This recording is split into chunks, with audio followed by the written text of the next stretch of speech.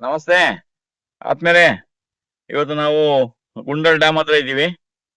ಆ ತುಂಬಾ ದಿನ ಆಯ್ತು ಈ ಕಡೆ ನಾವು ಏನು ನಿಮ್ಗೆ ಹೇಳಕ್ ಆಗ್ಲಿಲ್ಲ. ನೋಡಿ ಇವಾಗೆಲ್ಲ ಜೆಟ್ ಎಲ್ಲ ಈ ಕಡೆ ಎಲ್ಲ ಬಂದಿದೆ.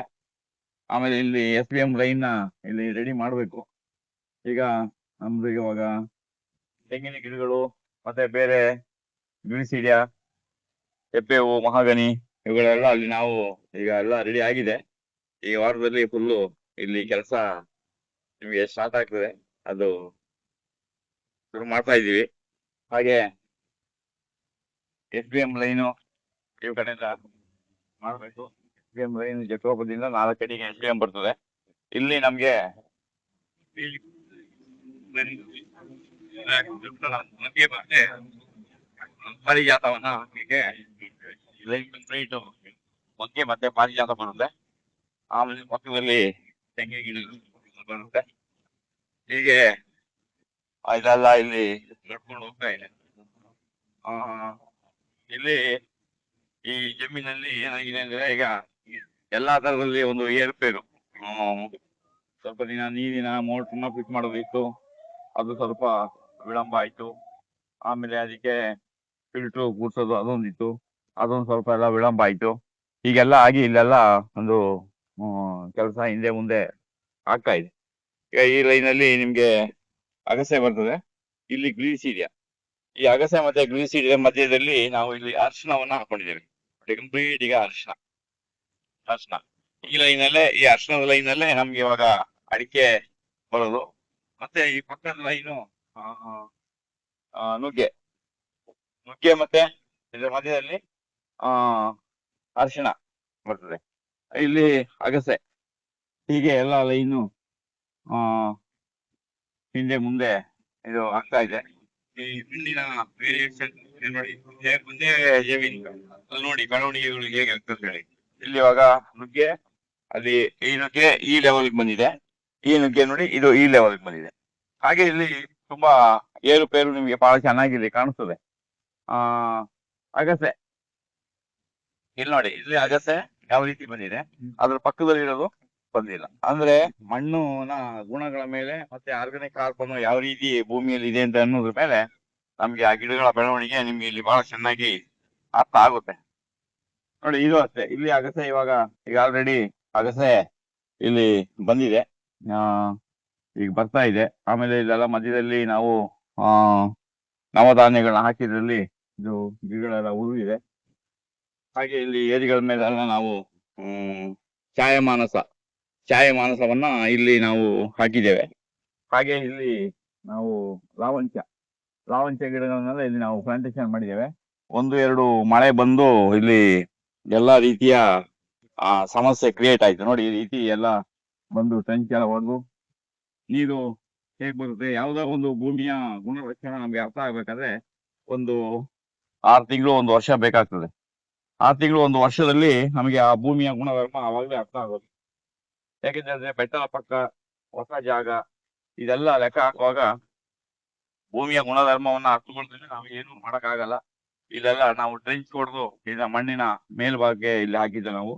ಇದೆಲ್ಲ ಇಲ್ಲಿ ಲಾವಂಚ ಇಲ್ಲೆಲ್ಲ ಹಾಕಿದ್ದು ಒಂದ್ಸಲ ಇವಾಗ ಮಳೆ ಬಂದು ಎಲ್ಲ ಸಿಕ್ಕಾಪಟ್ಟೆ ಹೋಗಿದೆ. ಈ ಟ್ರೆಂಚ್ ಒಳಗೆ ನಾವೆಲ್ಲ ಏನ್ ಮಾಡಿದ್ದು, ಡಯಾಸ್ಕೊರಿಯವನ್ನು ಹಾಕಿದ್ದು. ಡಯಾಸ್ಕೊರಿಯಾ, ಆ ಡಯಾಸ್ಕೊರಿಯಾ ಎಲ್ಲ ಬಂದು ಫುಲ್ ಕಂಪ್ಲೀಟ್ ಈ ಚರಂಡಿ ಎಲ್ಲ ನೀರು ತುಂಬೋಗ್ಬಿಟ್ಟು ಎಲ್ಲೆಲ್ಲಿ ಡಯಾಸ್ಕೊರಿಯಾ ಹುಟ್ಟಿದೆ ಈಗ ಅಲ್ಲಲ್ಲೇ ಬಿಟ್ಬಿಟ್ಟಿದೀವಿ ಈ ಸಲ. ಇನ್ನು ಅದನ್ನೇನು ಬದಲಾವಣೆ ಮಾಡ್ಲಿಕ್ಕೆ ಆಗೋದಿಲ್ಲ. ಹಾಗೆ ನೀರಿನ ಕೊರತ ನೋಡಿ, ಈ ರೀತಿ ವಿಪರೀತ ಮಳೆ ಬಂದು ಇಲ್ಲೆಲ್ಲ ಕೊರರು ಇಲ್ಲೆಲ್ಲ ಈ ರೀತಿಯ ಸಮಸ್ಯೆಯನ್ನ ಕ್ರಿಯೇಟ್ ಮಾಡಿದೆ. ಆಮೇಲೆ ನೀರು ಇಲ್ಲೆಲ್ಲ ಹೋಗಿ ಇದಾಗಿದೆ. ಹಾಗೆ ಈ ಲೈನ್ ಅಷ್ಟೇ, ನಾವು ಇಲ್ಲೆಲ್ಲ ಟ್ರೆಂಚ್ ತಗೊಂಡಿದ್ರು ಆ ಟ್ರೆಂಚ್ ಜಾಗ ವೇಸ್ಟ್ ಆಗ್ಬಾರ್ದು ಅಂದ್ಬಿಟ್ಟು ನಾವು ಇಲ್ಲೆಲ್ಲ ಇದು ಡಯಾಸ್ಕೊರಿಯಾವನ್ನ ನಾವು ಇಲ್ಲಿ ಹಾಕಿದ್ದೇವೆ. ಹಾಗೆ ಇಲ್ಲೆಲ್ಲ ಲಾವಂಚ, ಈ ಬದುಗಳ ಮಧ್ಯದಲ್ಲಿ ಲಾವಂಚ ಕೆಲವು ಇನ್ನೂ ಬೆಳವಣಿಗೆ ಆಗಿಲ್ಲ, ಕೆಲವು ಎಲ್ಲ ಹೋಗಿದೆ. ಅದಕ್ಕೆಲ್ಲ ಪುನಃ ಈಗ ರೀಪ್ಲೇಸ್ ಮಾಡಬೇಕು. ಇಲ್ಲಿ ಮಳೆ ಒಂದ್ ಸ್ವಲ್ಪ ನಮಗೆ ತುಂಬಾ ಸಮಸ್ಯೆನ ಬಂತು. ಇಲ್ಲಿ ಮಣ್ಣನ್ನ ಏರಾಕಿ ಚರಂಡಿ ಮಧ್ಯದಲ್ಲಿ ಏರಾಕಿ ನಾವು ಇಲ್ಲಿ ಡಯಾಸ್ಕೊರಿಯಾವನ್ನ ಇಲ್ಲಿ ಹಾಕಿದ್ದೇವೆ. ಆ ಡಯಾಸ್ಕೊರಿಯಾ ಬಂದಿದೆ.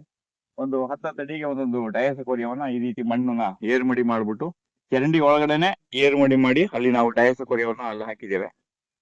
ಈ ಕಡೆ ಬದುಗಳ ಮೇಲೆ ಎಲ್ಲ ಲಾವಂಚ ಇಲ್ಲಿ ರೆಡಿ ಆಗಿ ಬರ್ತಾ ಇದೆ. ಹಾಗೆ ಇಲ್ಲಿ ಡಯಸ್ಕೋರಿಯಾ ಇಲ್ಲಿ ಆಗ್ಲೇ ಇಲ್ಲಿ ಸ್ವಲ್ಪ ಮೊಳಕೆ ಬಂದಿದೆ, ಇನ್ನು ಅದು ಎಲೆ ಬರೋ ಹಂತಕ್ಕಿಲ್ಲ. ಈಗ ಆ ಭಾಗದಲ್ಲೂ ನಾವು ಚಾಯಂ ಅಲ್ಲಿ ಹಾಕಿದ್ದೇವೆ, ಅದು ಚೆನ್ನಾಗಿ ಬರುತ್ತೆ. ಇಲ್ಲಿ ನೋಡಿ, ಇಲ್ಲಿ ಡಯಸ್ಕೋರಿಯಾ ನಿಮ್ಗೆ ಬಹಳ ಚೆನ್ನಾಗಿ ಬರ್ತಾ ಇದೆ ಬಳ್ಳಿ. ಸ್ವಲ್ಪ ಹಪ್ಪಕ್ಕೆ ಸ್ವಲ್ಪ ಜಾಗ ಕೊಟ್ಟಾಗ ಅದು ಬರುತ್ತೆ. ಅದು ಕಲರ್ ನಾವು ಇಲ್ಲಿ ಹಾಕಿರೋದು. ಪರ್ಪಲ್ ಕಲರ್ ಈ ಸಲ ನಮ್ಮ ಹತ್ರ ತುಂಬಾ ಜಾಸ್ತಿ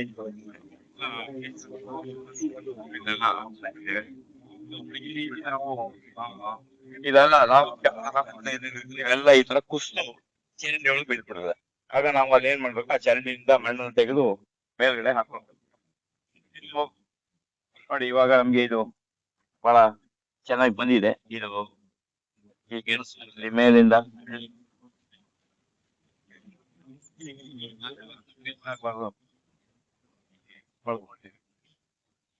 ಹಾಗೆ ಇಲ್ಲೆಲ್ಲ ನಿಮ್ಗೆ ವೇರಿಯೇಷನ್ ಕಾಣ್ತಾ ಇದೆ ನೋಡಿ. ಇಲ್ಲಿ ಗುಂಡಾಲ್ ಡ್ಯಾಮ್ ತೋಟದ ಒಂದು ವಿಶೇಷ ಏನಂದ್ರೆ ಎಲ್ಲ ವೇರಿಯೇಷನ್ ಇಲ್ಲಿ ಯಾವುದು ಒಂದು ಸೀರಿಯಲ್ ಆಗಿ ಕ್ರಮವಾಗಿ ಬಂದಿಲ್ಲ. ಅದು ಒಂದು 6 ತಿಂಗಳಲ್ಲಿ ಸೆಟ್ ಆಗ್ತದೆ, ಹಿಂದೆ ಮುಂದೆ ಮುಂದೆ ಹಿಂದೆ ಬರ್ತದೆ. ನೋಡಿ, ಇವಾಗ ನಿಮ್ಗೆ ಇಲ್ಲಿ ಅರ್ಥ ಆಗ್ಬೇಕು. ಇಲ್ಲಿ ನುಗ್ಗೆ ನೋಡಿ, ಇಲ್ಲಿ ನುಗ್ಗೆ ನಾವು ಸೇಮ್ ಒಂದೇ ದಿನ ಅದೆಲ್ಲ ಪ್ಲಾಂಟೇಶನ್ ಎಲ್ಲ ಒಂದೇ ದಿನ. ಇಲ್ಲಿ ನುಗ್ಗೆಯ ಬೆಳವಣಿಗೆ ಇಲ್ಲಿ ನೋಡಿ, ಹೀಗೆ ಮಣ್ಣು ಹೆಜ್ಜೆಗೂ ವ್ಯತ್ಯಾಸ ಆಗ್ತದೆ. ಹೀಗೆ ಗಾಳಿ, ವಿಪರೀತ ಗಾಳಿ, ಇಲ್ಲ ಒಳ್ಳೆಯ ಶಕ್ತಿ ಬರ್ತದೆ ಇಲ್ಲಿ. ಯಾಕಂದ್ರೆ ಗಿಡಗಳಿಗೆ ಆ ಗಾಳಿಯನ್ನ ತಡ್ಕೊಳ್ಳುವ ಶಕ್ತಿ ಸಾಮರ್ಥ್ಯ ನಾವು ಹೇಳ್ತೇವೆ. ನವಧಾನ್ಯಗಳನ್ನ ಹಾಕುವಾಗ ನಾವು 3 ದಿನ ಬಿಸಿಲಲ್ಲಿ ಒಣಗಿಸ್ಬೇಕು, 3 ದಿನ ಕತ್ಲೆಯಲ್ಲಿ ಒಣಗಿಸ್ಬೇಕು, 3 ದಿನ ಇಬ್ಬನಿಯಲ್ಲಿ ಒಣಗಿಸ್ಬೇಕು ಅಂತ ಯಾಕೆ ಹೇಳ್ತೀವಿ ಅಂದ್ರೆ, ಹೊರಗಡೆ ವಾತಾವರಣದಲ್ಲಿ ಅವುಗಳೆಲ್ಲ ಬಲಶಾಲಿ ಆಗ್ಬೇಕು. ಬಲಶಾಲಿ ಆದಾಗ ಅದಕ್ಕೆ ಬೀಜದಲ್ಲೇ ಆ ತಾಕತ್ ಬರ್ಬೇಕು.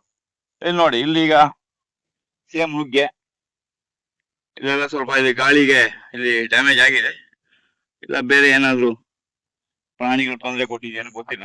ಬಟ್ ನೋಡಿ, ಈಗ ಈಗ ಇದೇ ನುಗ್ಗೆ ನೋಡಿ, ಅಲ್ಲಿ ಪ್ಲಾಂಟೇಶನ್ ಮಾಡಿದ ನುಗ್ಗೆ ಈ ಲೆವೆಲ್ಗೆ ಬಂದಿದೆ. ಈ ಲೆವೆಲ್ಗೆ ನುಗ್ಗೆ ಬಂದಿದೆ. ಈಗ ನೋಡಿ, ಇಲ್ಲಿ ಇವಾಗ 5 ರಿಂದ 6 ಅಡಿ ಬಂದ್ಬಿಟ್ಟಿದೆ ಇಲ್ಲಿ ನುಗ್ಗೆ. ಅದೇ ಕೆಲವು ಕಡೆ ಏರುಪೇರು. ಈ ತೋಟದಲ್ಲಿ ಒಂದು ವಿಶೇಷ ನಿಮ್ಗೆ ಏನಪ್ಪಾ ಅಂದ್ರೆ, ಎಲ್ಲಾ ರೀತಿಯ ಏರುಪೇರು ಇಲ್ಲಿ ನಮ್ಗೆ ಕಾಣಕ್ಕೆ ಸಿಗುತ್ತೆ. ನೋಡಿ, ಅದೇ ನುಗ್ಗೆ ಈಗ ಇಲ್ಲಿ ಬರ್ತಾ ಬರ್ತಾ ಏನಾಗಿದೆ, ಇಲ್ಲಿ ಡೌನ್ ಆಗಿದೆ. ಹಾಗೆ ಭೂಮಿಯಲ್ಲಿ ಆರ್ಗಾನಿಕ್ ಕಾರ್ಬನ್ ಮಣ್ಣಿನ ಮೇಲೆ ಇದು ನಿಮಗೆ ವ್ಯತ್ಯಾಸ ಇರ್ತದೆ.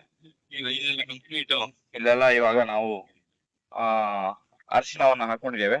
ಈ ಅರಿಶಿಣದ ಲೈನ್ ಅಲ್ಲೇ ಇವಾಗ ನಾವು ಹಣ್ಣಿನ ಗಿಡ ಆಗ್ಲಿ ಅಥವಾ ನಮ್ಮ ಅಡಿಕೆ ಆಗ್ಲಿ ಇಲ್ಲಿ ಈ ಲೈನ್ ಅಲ್ಲಿ ಬರ್ತದೆ. ಇಲ್ಲೂ ನೋಡಿ, ಇಲ್ಲೂ ನುಗ್ಗೆ ಬಹಳ ಚಿಕ್ಕದಾಗಿದೆ. ಇಲ್ಲಿ ಬಂದಾಗ ಮೇಲೆ ಹೈಟ್ ಆಗಿ ಬೆಳವಣಿಗೆ ಆಗಿದೆ. ಅದು ಎಲ್ಲ ಸೆಟ್ ಆಗ್ಬೇಕಾದ್ರೆ ನಮ್ಗೊಂದು 3-4 ತಿಂಗಳು ಬೇಕಾಗ್ತದೆ. ಅದು ಬಂದಾಗ ಅದ್ರ ಪಾಡಿಗೆ ಅದು ಸರಿ ಆಗ್ತದೆ. ಈಗ ಇಲ್ಲಿ ನಮ್ಮ ಮಧ್ಯದ ರೋಡು ಇದು ಸುಮಾರು ಒಂದು 30 ಅಡಿ ವಿಶಾಲವಾದ ರೋಡು. ಮಳೆ ಎಲ್ಲ ಬಂದು ಎಲ್ಲ ಕಡೆ ನೀರೆಲ್ಲ ಡ್ಯಾಮೇಜ್ ಆಗಿದೆ. ನೀರೆಲ್ಲ ಬಂದು ಹಾಗೆ ಬೇಕು. ಬೆಟ್ಟದ ನೀರೆಲ್ಲ ಬೆಟ್ಟದ ಮೇಲೆ ಫುಲ್ ಬೆಟ್ಟ ಅಲ್ವಾ, ಈ ಬೆಟ್ಟದ ನೀರೆಲ್ಲ ಎಲ್ಲಿ ಬರ್ಬೇಕು, ಅಲ್ಲೆಲ್ಲ ಕಾಲುವೆಗೆ ಬಂದು ಅಲ್ಲಿಂದ ಟ್ರೆಂಚಿಗೆ ಬಂದು ಅಲ್ಲಿಂದ ತುಂಬಿ ಬಂದ್ರು ಅದು ಈ ಕಡೆಗೆ ನಮ್ಗೆ ಡ್ಯಾಮೇಜ್ ಆಗ್ತದೆ. ಗಿಡಗಳೆಲ್ಲ ಎಲ್ಲ ಈ ಕಡೆ ಗಾಳಿ ಏಟ್ ಗಿಡ ತಾಕತ್ತಾಗ್ತದೆ. ಆ ಗಿಡ ತಾಕತ್ತಾಯ್ತು ಅಂದ್ರೆ ಯಾವುದೇ ಕಾರಣಕ್ಕೂ ಗಿಡಗಳು ಡ್ಯಾಮೇಜ್ ಆಗೋದಿಲ್ಲ.